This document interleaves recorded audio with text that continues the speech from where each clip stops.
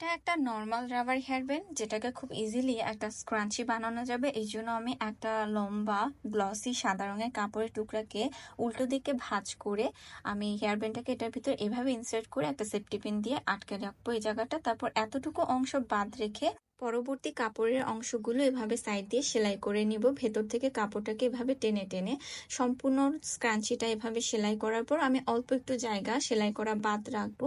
তারপর সেফটি পিনটা খুলে আমি এই উল্টো সাইডের কাপড়টাকে ভেতর থেকে এভাবে বের করে সোজা সাইডটা বের করে আনবো।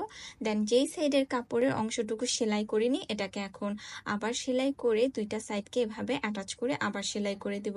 এখানে খেয়াল রাখবেন সেলাইটা যাতে কোনোভাবেই রাবার ব্যান্ডের মধ্যে না পড়ে। তো এইভাবে একটা নর্মাল রাবার হেয়ার ব্যান্ডকে স্ক্রাঞ্চি বানানো যায়। তো আজকের ভিডিও আইডিয়া কেমন লাগলো কমেন্টে জানাবে। ভিডিও ভালো লেগে থাকলে একটা লাইক করে দিবে। সবাই ভালো থাকবে, দেখা হবে নতুন কোনো ভিডিওতে।